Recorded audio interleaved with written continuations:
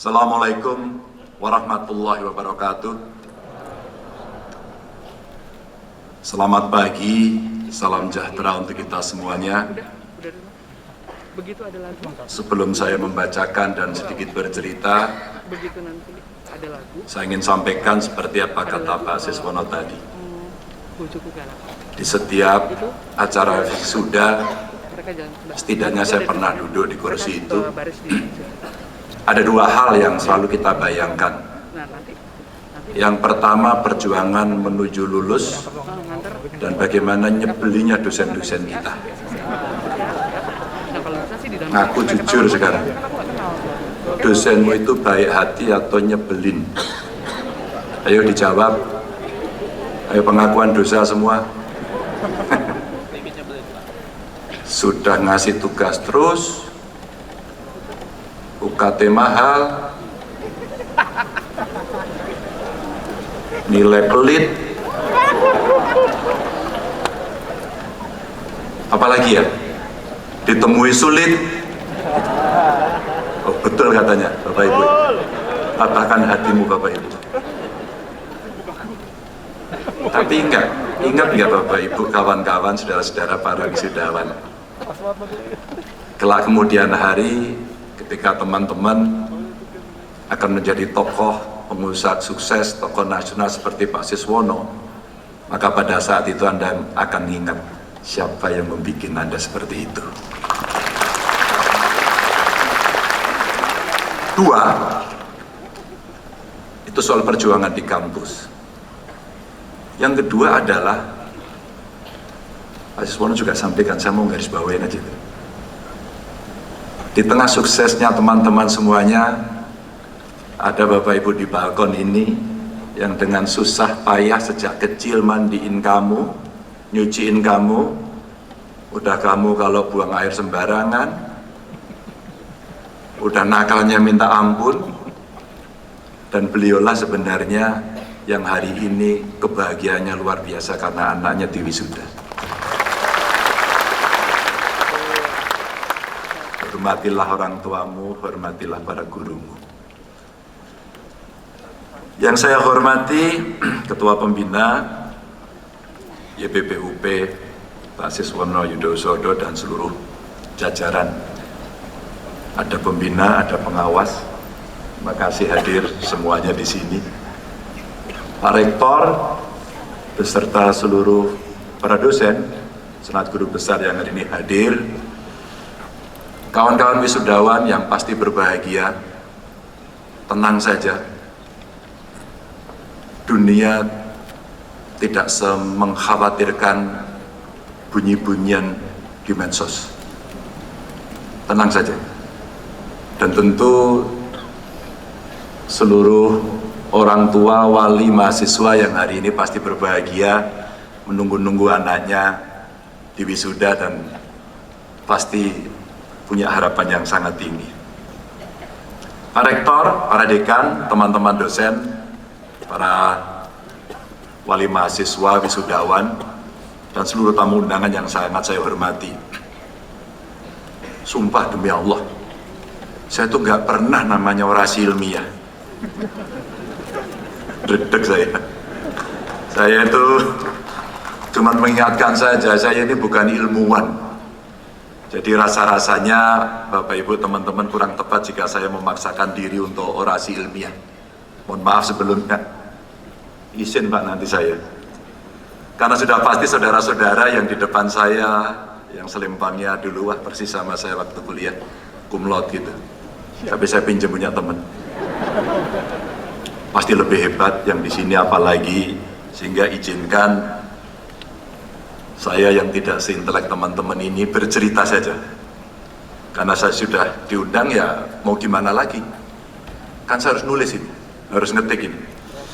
Dan tentu untuk menghormati para wisudawan dan di podium yang sangat saya muliakan.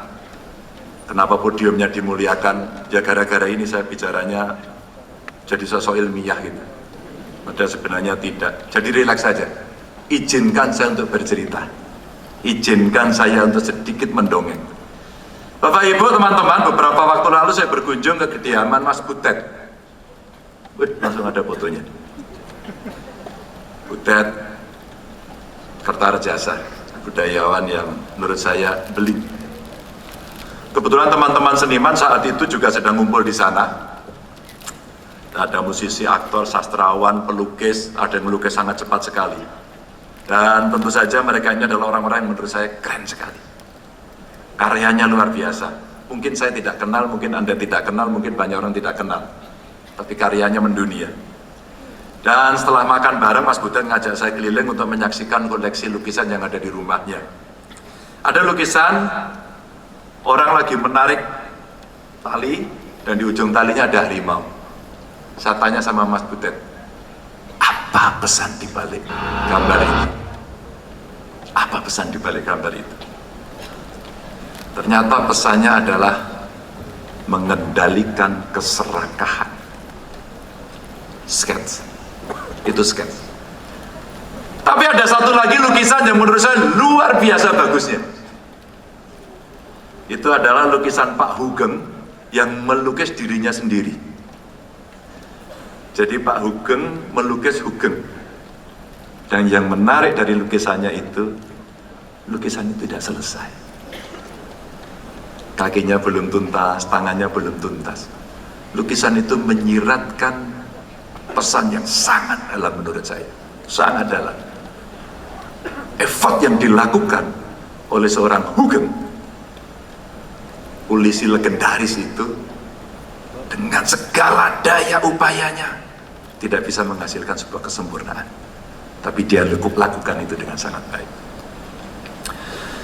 Ada juga lukisan Gus Dur dan tentu saja lukisan Bung Karno yang menarik. Itu apa ya Mas lukisanmu gitu? Ternyata dia mengaku dia kolektor saja, pelukisnya bukan dia. Memang Butet itu begitu. Dan meskipun semuanya keren-keren, tapi saya justru tertarik dengan lukisan Bung Karno itu yang sedang memegang satu batang rokok yang menyala. Jadi itu ada memegang batang rokok itu sebelah kanannya. Dia begitu. Mas Butet bicara sama saya, Mas Ganjar, ini petani tembagomu yang ada di Temanggung, katanya begitu. Ya itulah orang yang suka ngerokok ngomongnya begitu. Di bagian atas lukisan itu ada kutipan ucapan beliau, warisilah apinya, jangan abunya. Itu menjadi sangat pas untuk kita omongkan di Universitas Pancasila ini. Meski sudah tahu ungkapan tersebut puluhan tahun yang lalu, tapi kali ini rasanya sangat berbeda ketika kita kembali membaca kalimat itu lebih tenang, lebih dalam. Ada semangat yang ditularkan sekaligus ada tamparan minimal kepada saya yang saya rasakan. Karena pertanyaannya kira-kira begini, sudahkah kita benar-benar mewarisi api perjuangan beliau? Kita bercermin yuk, beli kaca yang besar. Atau justru kita sebenarnya sibuk mencari cuman debunya saja? Karena setiap kita yang kita pilih akan mempengaruhi nasib kita pada saat ini, anak cucu, dan siapapun yang menjadi keturunan kita mendatang, atas keputusan yang kita ambil hari ini. Sebagaimana sikap para pelaku pendahulu kita yang sudah memilih, yang juga sudah menetapkan apa yang diambil pada saat itu, ketika kita merdeka. Bahkan kalau ditarik pada semangat Sumpah Pemuda saat itu di 28 Oktober, semangatnya itu gitu bro, itu semangatnya. Gak tahu kita akan cari yang remeh-temeh atau kita cari yang lebih substantif. Saya ceritakan nanti bagaimana coba jadinya jika dulu para founding fathers Republik ini memilih untuk bergabung dengan blok barat atau blok timur. Bahasa Pak Rektor itu kira-kira melu Londo atau melu Jepang, mau ikut Belanda ikut Jepang, mungkin hidupnya lebih enak, tidak perlu numpahkan darah, tidak perlu meregang nyawa, hidupnya enak. Sebuah pilihan ideologis, dan tentu kawan-kawan sebagai fresh graduate pasti punya nilai dan semangat itu. Ini soal pilihan, sikapnya terserah Anda nanti. Karena selain mempengaruhi pergaulan internasional, negara ini pasti juga akan mempengaruhi kondisi dalam negeri. Ini banyak dosen di sini mantan duta besar ini. punya pengalaman internasional yang pasti bisa di-share. Apakah politik luar negeri kita kemudian perlu kita redefine, perlu ada rethinking, karena situasi eksternal dunianya sudah berubah. Adaptif. Dari politik, sosial, kebudayaan sampai perekonomian, dalam konteks ini sampai sekarang kita masih mencoba untuk istiqomah memegang api perjuangan itu. Dan api perjuangan tersebut jadi modal yang sangat berharga bagi kita untuk menghadapi segala macam krisis. Krisis multidimensi katanya. Termasuk krisis yang saat ini melanda dunia yang teman-teman bisa membaca dari seluruh media yang ada. Bukan cuma krisis pangan dan energi. Saat ini dunia juga terancam krisis politik yang akan jadi pintu masuk inflasi di mana-mana yang sangat tinggi. Ini, hari ini. Maka selamat datang di dunia yang sulit. Jangan pernah menjadi biasa-biasa saja. Jadilah yang luar biasa. Bahkan saat ini kawasan Eropa inflasinya sudah tembus angka 9,9%. Jangan tanya Turki ya, lebih tinggi lagi. Dan itu jadi rekor inflasi tertinggi sepanjang sejarah di kawasan tersebut. Orang-orang di Prancis, Jerman, Ceko, Romania, Hungaria, sampai Belgia hari ini melakukan aksi besar-besaran memprotes kenaikan harga barang dan biaya hidup. Di sini kemarin juga. Belum lagi di Inggris Raya, ada Italia, Rusia, Belanda yang inflasinya sudah lebih dari 10%. Negara yang selalu kita jadikan kiblat kalau kita baca buku. Padahal leluhur kita punya filosofi yang lebih hebat. Mudah-mudahan nanti yang S2 bisa, yang S1 bisa ke S2, yang S2 bisa ke S3, dan meriset ini lebih dalam lagi. Tugas intelektual kita. Jangan takut pada biaya, karena negara punya biaya untuk Anda. LPDP, silakan diakses. Makanan susah, pekerjaan susah, energi susah, kehidupan warganya terancam di Eropa sana, ditambah musim dingin yang sekarang sedang melanda. Energinya butuh besar sekali, dan sekarang mahalnya minta ampun. Lebih ngeri lagi sekarang kondisi yang ada di Argentina, Turki, Suriah, Lebanon, Zimbabwe yang inflasinya sudah lebih dari 80%. 80%. Dan ini indikasinya orang bisa mengatakan jangan-jangan negara ini akan terancam bangkrut.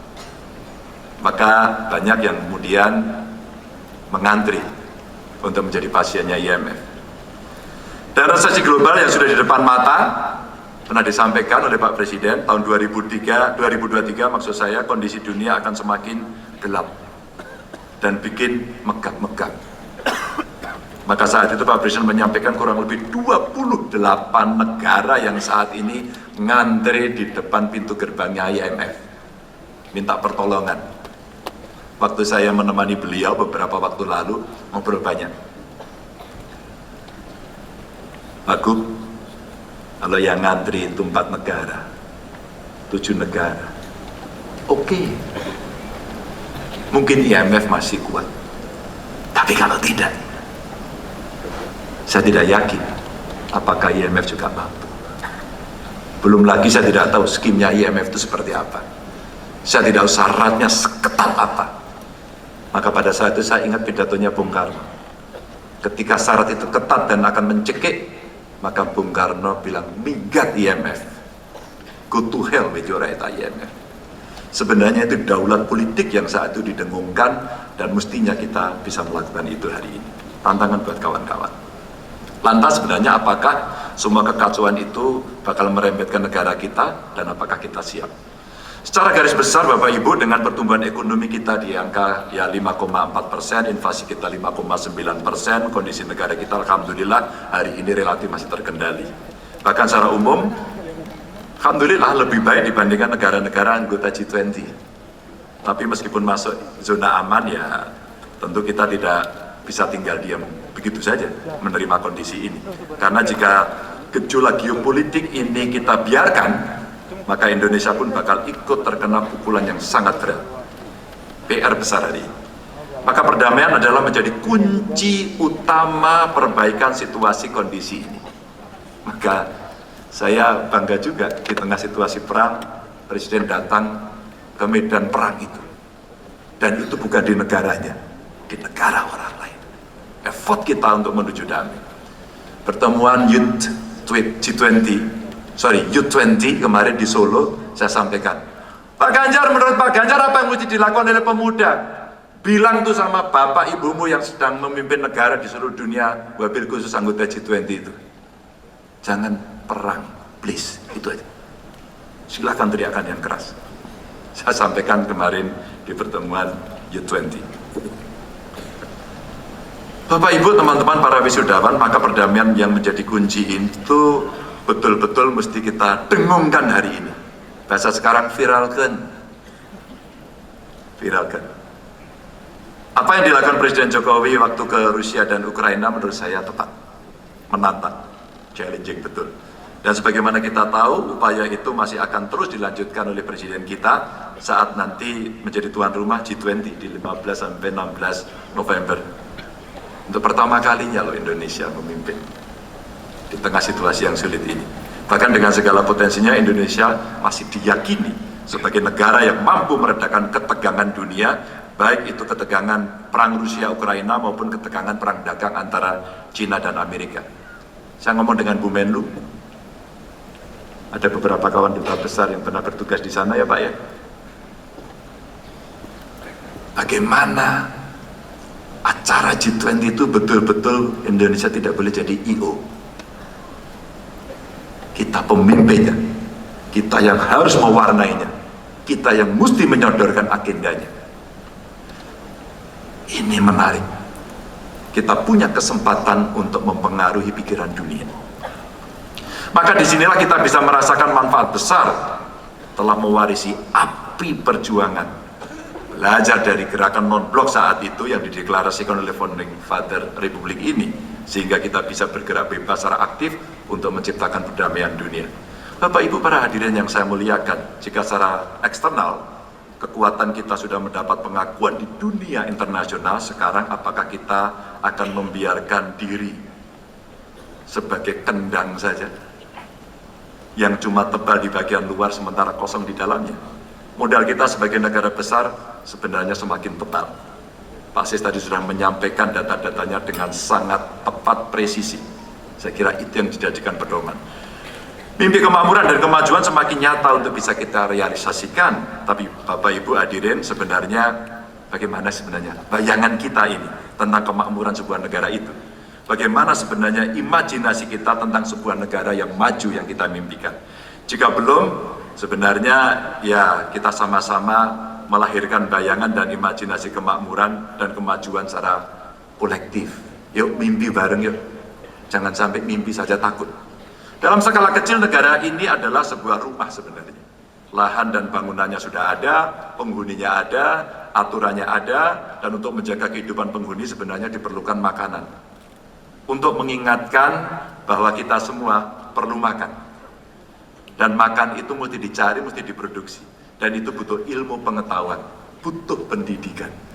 Sementara untuk menjaga eksistensi, penghuni ini harus melahirkan karya dan tentu saja memperluas pergaulan. Silaturahmi. Semua itu bisa terrealisasi jika penghuni punya pekerjaan sebagai sumber penghasilan. Kalau nganggur nggak bisa. Mesti kaya kata Pak Sis tadi. Intinya setelah negara ini ada harus menjadi berkualitas dan eksis terus dimanapun termasuk di dunia internasional. Intinya setelah negara ini makin maju, eksistensinya ada, lalu kita bisa bersaing dengan banyak negara. Dan tentu saja juga dalam kondisi krisis semacam ini, kita bisa menjadi solusi untuk itu. Seluruh negara di dunia mengalami kesulitan pangan hari ini. Semua menjerit karena seluruh harga kebutuhan meningkat mahal sekali. Bisakah sebenarnya kita memenuhi? Bisakah sebenarnya kita menjadi lumbung pangan itu? Maka kita mesti mengejar predikat bukan sekedar mandiri, tapi berdaulat soal pangan itu, dan kemudian kita bisa mensuplai pangan dunia. Tapi yang harus kita ingat untuk mencapai target Indonesia sebagai lumbung pangan dunia, sektor pertanian mesti diserahkan kepada ahlinya. Kalau ecek-ecek nggak bisa. Dan untuk itulah di masa silam setelah melewati proses yang sebenarnya sangat panjang, Bung Karno itu pernah melahirkan IPB, Dan saya masih ingat di prasastinya karena saya pernah baca, tulisannya begini, urusan pangan dan pertanian itu, urusan pertanian dan pangan itu adalah urusan hidup matinya bangsa. Hidup matinya bangsa. Dan kemarin saya melihat anak muda, buat saya dia adalah new hero. Gak ada yang kenal, gak ada yang tahu, dia di pelosok desa Banjarnegara yang bisa membeli harga ubi petani dari 700 perak menjadi 1.500. Diapakan? Ubi ini dijadikan mokaf. Mokafnya diapakan? Mokafnya sekarang diekspor. Dan mokafnya dicampur dengan bumbu, dan kemudian dia siap membuat mendoan. Google kemarin membuat khusus edisi mendoan. Ada Bapak Ibu yang dari Banyumas? Ada yang pernah makan mendoan? Atau hari ini kita hadirkan mendoan di sini? Dari Banyumas ya. Pak Rektor. Harga tepung terigu 7.700, harga tepung mokafnya 5.500. Kita punya pangan alternatif yang cukup banyak. Kita bisa melakukan politik intellectual capital yang kita miliki sebenarnya bisa diproses, dan perguruan tinggi termasuk Universitas Pancasila sebenarnya layak untuk mengambil ruang-ruang itu, mengisi ruang-ruang itu, agar kemudian kita punya banyak pangan alternatif. Potensi pasarnya besar, produk ubi kayu kita tinggi sekali. Jika saat ini negara kita cuma bisa memproduksi ubi kayu sebanyak 19 juta ton, di tahun-tahun mendatang mestinya bisa lebih. Tentu ini bukan PR-nya lulusan farmasi atau fakultas hukum. Lalu bagaimana caranya? Tentu saja panennya lebih pendek. Kita butuh riset-riset teknologi, ya. Kita butuh peralatan, kita butuh keseriusan untuk melakukan itu. Lebih cepat, lebih baik, sustain, dan eco-friendly. Hari ini yang ada. Belum lagi pangan seperti porang, sagu, padi, kedelai, bawang merah, bawang putih, horti, ya. Termasuk juga tentu saja tanaman perkebunan seperti kopi, tembakau. Ada juga cengkeh, lada, asparagus, tebu, sampai dengan sawit. Dan saya mencoba kemarin untuk men-challenge bawang putih kita yang sampai hari ini sebagian besar import. Kita tidak bisa selesaikan itu sampai hari ini. Saya undang IPB untuk datang ke Kabupaten Tegal, kita membuat learning center bawang putih. Tapi kita butuh keputusan politik untuk bisa meningkatkan peran itu, dan kita bisa menggunakan produk itu. Tidak depend on asing. Kedelai kita ada dari gerobokan, namanya varietas gerobokan. Tapi hari ini kita masih impornya cukup besar dari Amerika, karena produksi di sana juga pernah melimpah. Teman-teman, kalau kita melihat volatile food kemarin yang ada, rata-rata cabai, bawang merah, bawang putih. Hari ini tambah lagi transportasi. Itu penyumbang inflasi yang besar. Beras saja yang kita mampu memproduksi nomor 3 terbesar dunia tadi ya, Pak Sese. Ternyata kemarin juga mempengaruhi, hanya karena kenaikan yang sangat sedikit. Maka kendali hari ini mesti dilakukan. Padahal kalau kita lihat ada beberapa kabupaten yang memang sebenarnya cukup kuat untuk bisa memproduksi komoditas pertanian itu. Belum lagi beberapa yang ada di NTB, NTT, Bali, Sumatera Barat, Jawa Barat, Jawa Timur, itu sebenarnya tempat-tempat bawang putih yang pernah ada. Dan untuk urusan energi, ketika Eropa kelabakan saat Rusia menghentikan pasokan gas, maka kita juga harus mengencangkan ikat pinggang. Saya ditanya oleh mahasiswa, kita tolak kemarin di demo, kenapa ya BBM harus naik? Ya iyalah, hampir habis tadi. Dulu kita ikut OPEC, bahkan sekjennya, sekarang kita sudah net importer. Maka renewable energy sekarang mesti kita siapkan. Kekuatan dalam negerinya ada, tapi kekuatan SDM-nya yang sekarang mesti bisa ambil alih. Kalau saya lihat saja, non-fosil ini ya tentu saja, air, angin, matahari, panas bumi, sampai bioenergi kita besar. Potensinya kira-kira 417,8 gigawatt. Dan potensi itu berasal dari ada arus laut, samudera besar, belum dimanfaatkan. Itu ada 17,9 gigawatt. Panas bumi ada 23,9 gigawatt. Bioenergi kita 32,6 gigawatt. Angin kita 60,6 gigawatt. Air kita 75 gigawatt. Dan matahari kita dengan suryanya itu kira-kira 207,8 gigawatt. ini tidak akan pernah ada habisnya selama bumi ini masih berputar. Tapi saat ini menurut International Renewable Energy Agency, kapasitas terpasang pembangkit energi baru terbarukan kita ini masih sangat minim. Tahu nggak teman-teman berapa? 0,3%. Ini sungguh menantang buat mereka yang suka mencari tantangan. Dan tentu imajinasi dari sebuah kemakmuran negara dan kejayaan negara inilah yang hari ini roadmap-nya mesti disiapkan. Dan tentu saja kolaborasi dari beberapa kekuatan mesti kita lakukan. Ada BRIN, riset dan inovasi. Ini momentum mereka diberikan tugas. Ada kampus Universitas Pancasila, dikasih tugas. Penugasan menurut saya menjadi penting untuk mengambil satu sektor atau subsektor sehingga kita bisa menyelesaikan satu persatu dari seluruh cita-cita yang ada. Bapak Ibu hadirin sekalian, ilmu pengetahuan ini harus jadi motor penggerak utama di berbagai sektor kehidupan. Saudara-saudara yang hari di wisuda, jangan rela banting setir untuk jadi apa saja. Jangan rela, karena Anda pasti sudah punya ilmu modal yang cukup kuat. Bergeraklah, sesuaikan dengan ilmu pengetahuan yang dimiliki, dan kira-kira hadapi tantangan itu dengan tegak. Jangan lupa berdoa dan minta restu orang tua. Itu adalah menjadi kunci sukses. Tapi tidak ada sebuah perubahan itu mulus. Selalu ada kerikil-kerikil, selalu ada lubang-lubang yang kadang-kadang membuat jatuh. Jatuh sekali, bangkitlah 2 kali. Jatuh 1000 kali, bangkitlah 10.000 kali. Karena itulah yang mungkin akan membuat teman-teman ini tangguh betul menghadapi situasi. Salam saya untuk orang-orang tercinta. Ciumlah, sungkemlah kepada orang tua Anda atau siapapun yang membesarkan Anda. Karena dari sanalah sebenarnya jalan hidup Anda itu akan merasa nyaman. Assalamualaikum warahmatullahi wabarakatuh. Waalaikumsalam warahmatullahi wabarakatuh. Sekali lagi mohon aplaus yang meriah disampaikan kepada Bapak Haji Ganjar Pranowo, SH, MIP.